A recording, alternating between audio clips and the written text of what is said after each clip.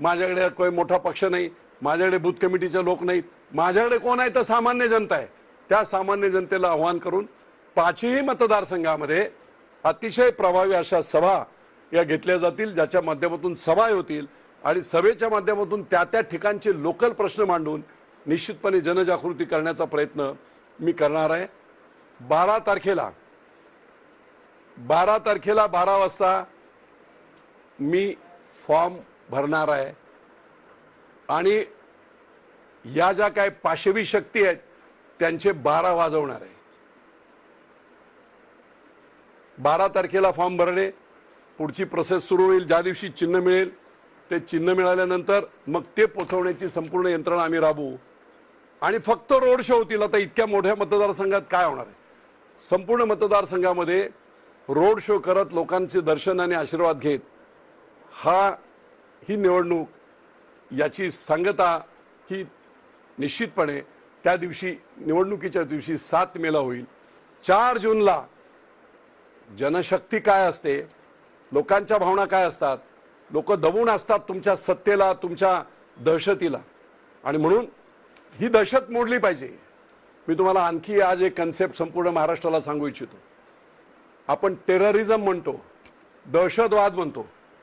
राष्ट्रवादीने संपूर्ण महाराष्ट्रात ग्रामीण दहशतवाद पोचलाय. कसा पोचलाय? विकास सोसायटी यांच्याकडे, ग्रामपंचायत यांच्याकडे, जिल्हा बँक यांच्याकडे, दूध सोसायटी यांच्याकडे, साखर कारखाना यांच्याकडे, सगळ्या यंत्रणांवर यांनी कब्जा केलेला आहे. यांनी बनवलेले कब्जा केलेले आहेत ब्रिटिशांसारखे घुसखोर. आणि सत्तेचा वापर करत काय रे, हा विजय बापूच्या सभेला गेला होता काय, त्याचा ऊस तोडायचा नाही.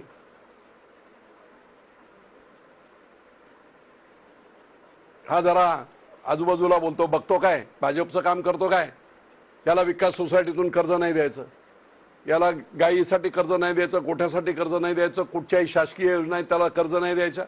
अहो एवढंच काय, संग्राम थोपटेचा कारखाना आज बंद पडलाय. का कारखाना बंद पडलाय? निव्वळ दहशत म्हणून बंद पडलाय. तिकडे पवारांचा कारखाना शिरूरला का बंद झालाय? पवार फक्त अजित पवारवाले नाही म्हणून बंद झालाय. आणि म्हणून शरद पवार तेच आहेत. ह्या सगळ्या शक्तीचा उगम, ह्या दहशताचा उगम करणारा कोण असतील तर ते शरद पवार आहेत. आणि त्याला त्याच पद्धतीने संपूर्ण महाराष्ट्रावर दहशत ठेवण्याचं काम हे अजित पवारांनी केलेलं आहे. त्यामुळे सर्व ठिकाणी मी हेच सांगतोय, काही ठिकाणी अशी अलिगेशन झाली की आपण पवार साहेबांवर बोलत नाही. पवार साहेबांना वरिष्ठ नेते आहेत, पण त्यांनी जे केलेली काम आहेत त्याच्यावर मी बोलणार. सुप्रियाताईंनी 15 वर्ष खासदारकी केली म्हणून 9 मला संसद रत्न पुरस्कार मिळाले. 98% माझी उपस्थिती लोकसभेमध्ये आहे. ताई, तुमची 98% उपस्थिती लोकसभेमध्ये आहे, पण 2% काम सुद्धा तुमचं अख्ख्या मतदारसंघात नाही. काय काम केलं ते सांगायची आणि विचारायची वेळ आली. आणि म्हणून एका बाजूला निष्क्रिय खासदार, निव्वळ कोणाची मुलगी आहे म्हणून हे चालणार नाही, आणि दुसऱ्या बाजूला एक माणूस नवीन अजित पवार बोलतायत माझी ही धर्मपत्नी आहे, सौभाग्यवती आहे म्हणून 25 लाख लोकांनी मतदान करा. ही लोकशाहीची थट्टा आहे आणि थट्टा होऊ द्यायची नसेल तर या दोघांना जनतेने चितपट केलं पाहिजे. अशा प्रकारची जी काही भूमिका आहे ती भूमिका मोडण्यासाठी आणि हा ग्रामीण दहशतवाद, रुरल टेररिझम